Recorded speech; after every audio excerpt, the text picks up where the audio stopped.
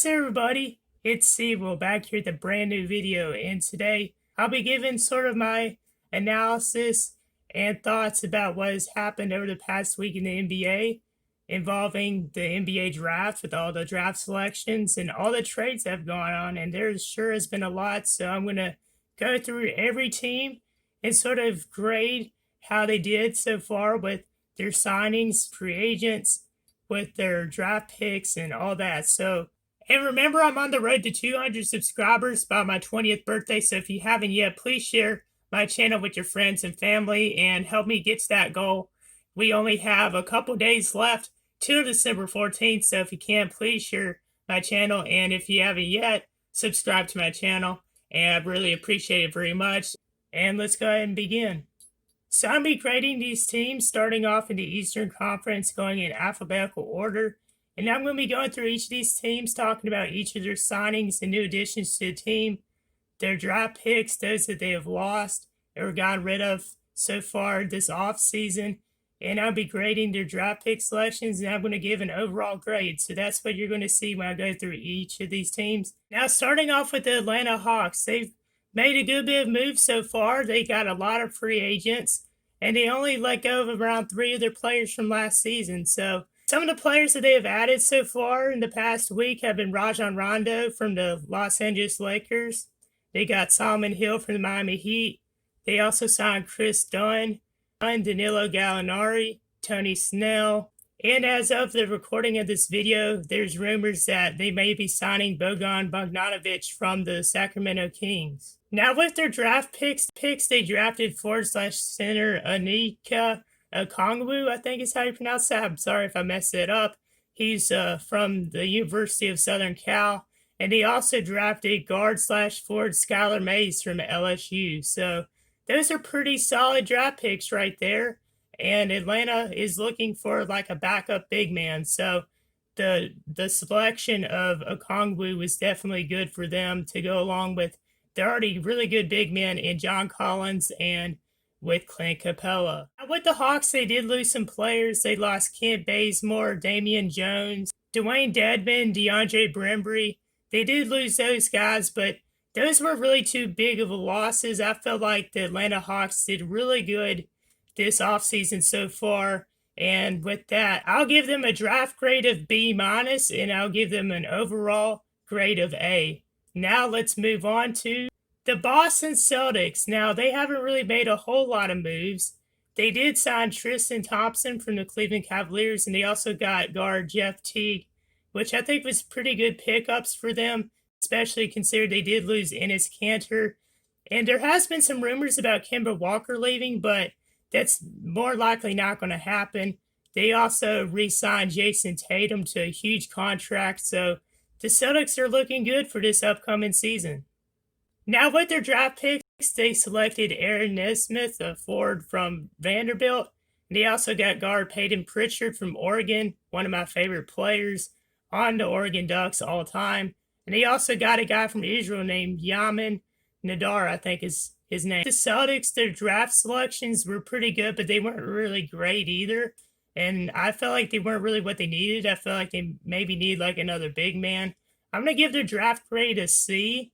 And with their overall grade, I'll give them a C+ because they are bringing back a lot of their star players. And I still think that they'll definitely be contenders in this next season. So that's my grading on the Boston Celtics. Now, let's move on to the Brooklyn Nets.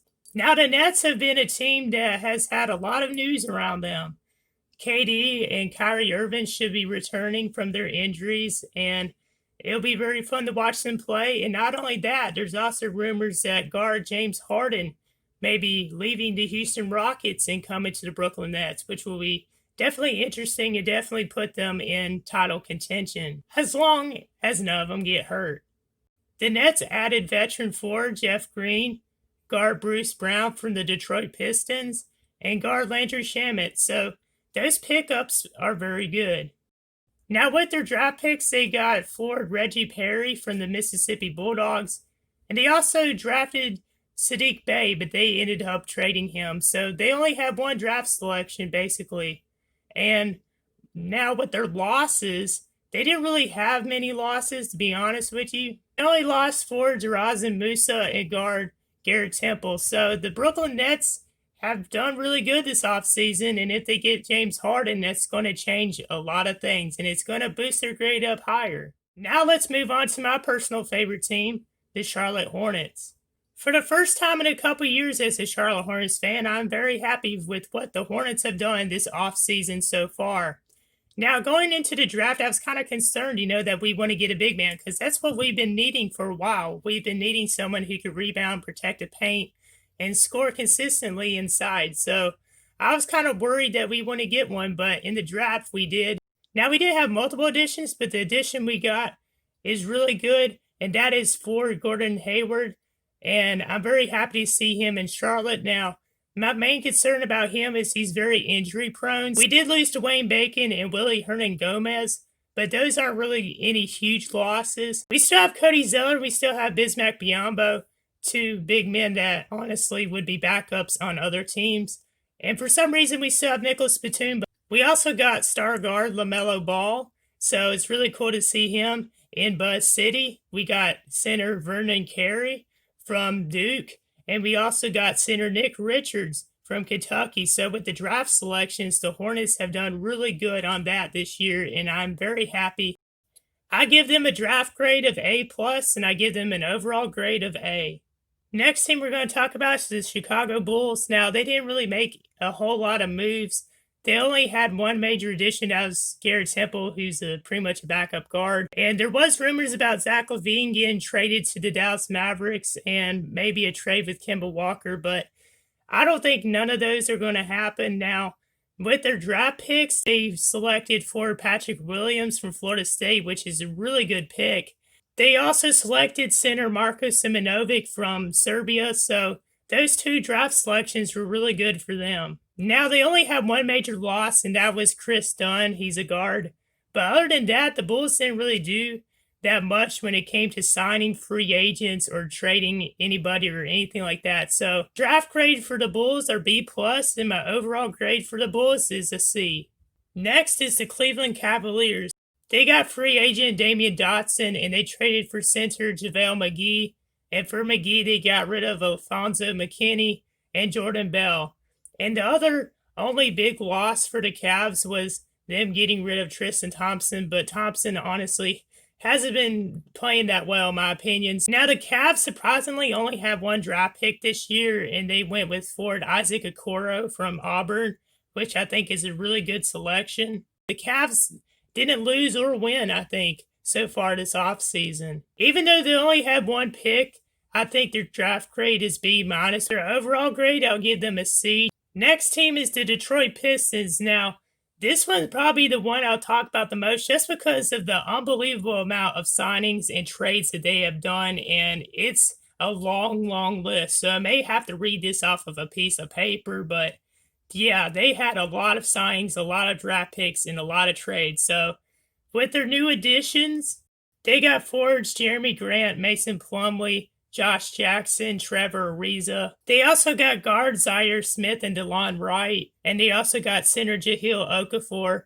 from the New Orleans Pelicans. Now, with their draft picks, they got forward Saddiq Bey from Villanova. They got forward Isaiah Stewart from Washington. They also got guards Killian Hayes and Sabine Lee. With their losses, they did lose a lot of players because of all the trades and additions they got. And here's the list. They lost center Tony Bradley, guard Luke Kennard, forward/center Christian Wood, Kyrie Thomas, guard/forward Tony Snell, and they also lost Bruce Brown.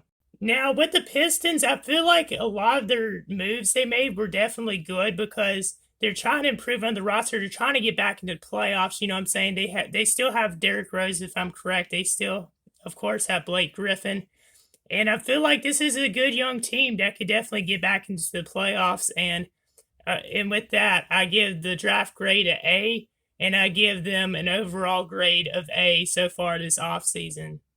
The Indiana Pacers, they haven't really made a whole lot of moves this offseason. There hasn't been a whole lot of news or big storylines about them. The only one that a lot of people pay attention to was Victor Oladipo, and there's rumors that he may be leaving the Indiana Pacers.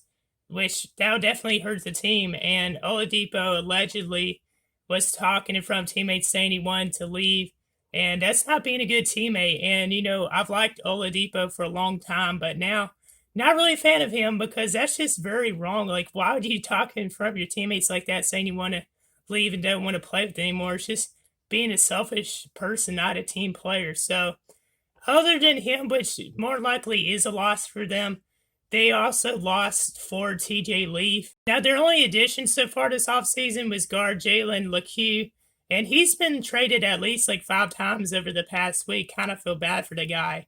Now, with their draft picks, they didn't get any. They did trade one of their draft selections away, but they got Cassius Stanley from Duke, which is a really good selection. I definitely think he could become a star one day. So I give their draft grade a B+ because of how good Stanley, I think, is. And I give their overall grade a C. Now we got the defending Eastern Conference champions, Miami Heat. They did re-sign a couple players on their team. 2 of them are Myers Leonard and Goran Dragic. 2 big additions that they've gotten to their team are Avery Bradley, a guard. He was previously on the Lakers, and they got Maurice Harkless. He's a forward. I'm pretty sure he last played on the Portland Trail Blazers. Now, with the draft, they only had 1 pick, and they selected forward Precious Achiuwa from Memphis, which is a really good selection. They lost forward Solomon Hill. They lost forward Derrick Jones Jr., and they also lost forward Jay Crowder. But so far, other than that, the Heat haven't really made any big moves, which doesn't really surprise me because I feel like they still have a really good team that can make it back to the Eastern Conference Finals and possibly the NBA Finals. So with that, I give them a draft grade of a B+, and I give them an overall grade of B. The Bucks have made a lot of moves. They've traded a lot of players, and they've added some players. So let's get right into it. They re-signed Giannis. He got a max contract, and they also re-signed Pat Connaughton. Now, despite that, they did lose a lot of players from this past season. They did lose Dante DiVincenzo, Ersan Ilyasova, DJ Wilson, and they lost Eric Bledsoe and George Hill. But they also had a really good pickup in guard Drew Holiday from New Orleans. So it's not too bad, but they still ended up trading a lot of players away. And they were trying to get Bogdan Bogdanovic, but that deal didn't really work out. And they sent a lot of players to Sacramento for basically no reason. And I didn't really like that. Like, why would you get rid of a lot of your bench for one guy who you don't even sign? Like, that just doesn't make sense to me. Now, in the draft, they did select a really good guard in RJ Hampton, but they ended up trading him away. And their only other selection of the draft was for Jordan Nwua, if I'm pronouncing that correctly, from Louisville, which is a really good pick, and I felt like I was surprised that he didn't get selected in the first round. Now, I feel like some of their trades were kind of bad, but I also feel like their pickups were really good. So with their draft grade, I will give them a C+, just because I feel like it was a bad idea for them to get rid of RJ Hampton. And with their overall grade, I give them a B. Now, with the Knicks, they have made moves. They got forward Amari Spellman. They also got guard Austin Rivers from Houston. They also got center Nerlens Noel. They got guard Alex Burks, and they got guard Gerard Evans. Now, with their draft picks, I feel like they did really good. They got forward Obi Toppin from Dayton, which I feel like he's one of the best players in the draft. And they also got a Kentucky player, guard Emmanuel Quickley. I think he had been traded to them. And with their losses, they lost Shahil Okafor, forward/center Taj Gibson, guard Wayne Ellington, and forward Bobby Portis. But I feel like the Knicks have done pretty good this offseason, and maybe they'll make some more moves. We'll see. I give them a draft grade of A, and I give them an overall grade of A. Now let's move on to the Orlando Magic. They did lose guard DJ Augustine and forward Wes Iwundu. They also added guard Dwayne Bacon from Charlotte, and they had a couple players re-sign with them. I feel like the Magic could possibly make the playoffs next year, but we'll see. I mean, if they make some more moves, that could happen, but it just depends on who they sign and all that. I honestly think the Magic maybe would be around the 10th to maybe a 12th spot in the Eastern Conference if the season started right now. Now, with the draft, they only had 1 pick, and they selected guard Cole Anthony from UNC. And I'm very happy to see Cole Anthony get drafted. If y'all don't know, the Tar Heels are one of my favorite college teams. So now, since the Magic didn't really have a whole lot of changes, not going to give them a good grade just because it seemed like they were trying to improve this offseason. It seemed like they were just trying to stay the same and if not worse. I have to give them a draft grade of B minus and an overall grade of F. The 76ers have made a lot of moves. They've added a lot of new guys and they've also traded some valuable players. So first off with their additions, they got a really good addition in coach Doc Rivers, and they also got another addition in Daryl Morey, who was previously the GM of the Houston Rockets. Now he's the president of operations at the Philadelphia 76ers. So those two additions alone are pretty good. Now, we'll see if Doc Rivers doesn't choke in the playoffs this upcoming season. But anyways, other than that, another huge storyline for the 76ers is Joel Embiid. And a lot of people have been rumoring that he may be leaving Philly. And that wouldn't really surprise me, but, it's more likely not going to happen. They got guard Danny Green, a veteran. They got guard Terrence Ferguson. They also got guard Seth Curry. They got center Dwight Howard from the Los Angeles Lakers. And they also got center Tony Bradley. Now, the loss of Al Horford will hurt them a little bit because he's a really good power forward and center who could shoot. But I feel like they filled up the loss and that missing gap when they signed Dwight Howard and some of the other players. Because of that, now I feel like they have much more depth on their team. Now, with their draft picks, they selected Tyrone Maxey from Kentucky, guard Isaiah Joe from Arkansas, forward Paul Reed from DePaul. And those draft picks are pretty solid. I don't think they're great, but I still think they're really good. And with that, I give them a draft grade of B minus and an overall grade of B. Now let's move on to the Toronto Raptors, which I have the team logo on my hat. Now with their additions, they got center Aaron Baines, forward DeAndre Brembry, and center Alex Len.